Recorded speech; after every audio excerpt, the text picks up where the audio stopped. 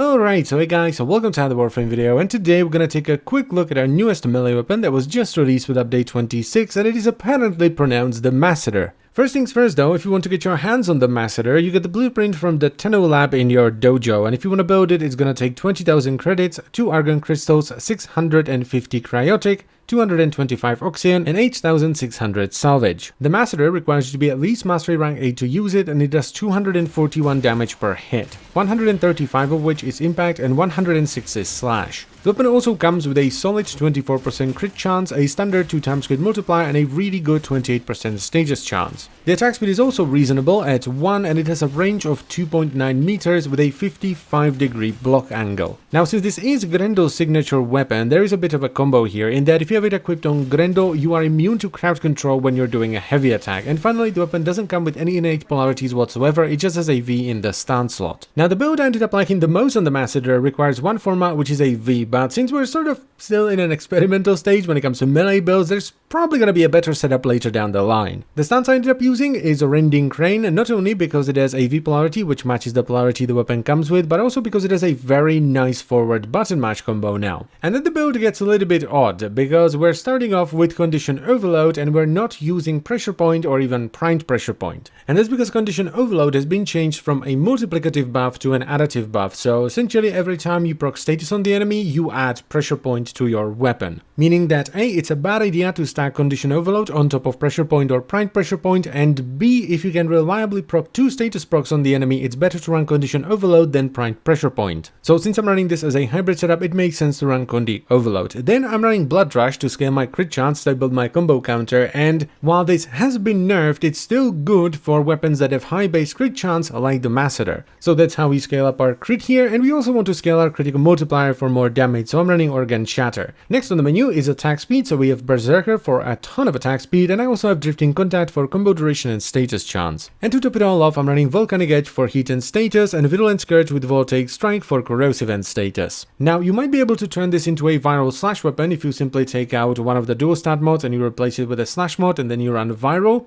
That would definitely work too, but I really didn't want to do that because this results in the weapon being extremely well rounded. With the only downside being the initial ramp up, which is just not very effective. First of all, you don't have any base damage scaling until you hit the enemy at least once to proc some status, so you can scale it with Condi Overload. And second of all, we have the change to Blood Rush, right? The multiplier in Blood Rush is much lower, which is kind of compensated for by the speed at which you build combo, so you really need to push to at least 5, maybe 9-ish times combo multiplier before the crits start to kick in. But that's really the only downside here, and it's not a big one either, simply because of the speed at which you can now build your combo counter. So once you're ramped up, like I was in this clip that you're watching right now, you can demolish absolutely everything, and it's because of the combination of damage and status effects we have. So for the Grenier, we have Corrosive and the new and improved Heat procs, which are amazing at stripping away armor. For the Infested, which are basically just big blobs of flesh, we have a ton of slash damage and heat damage, which is great at damaging flesh, and this also applies to the Grenier once you strip away their armor. And the majority of the weapon's physical damage is impact, which is amazing at bashing through corpus shields. And once you're through their shields, you again have a ton of slash and heat damage to damage their flesh. So yeah, as I've said, a very well-rounded setup that's gonna deal with all the different factions, even at sortie level. So all in all, the Masseter is a pretty solid weapon, and I would definitely recommend you check it out. It's not too expensive, it has decent damage, and it doesn't have any obvious downsides either. And it also looks really good, it's pretty damn unique. So as always guys, I thank you very much for watching, I hope you have enjoyed the video,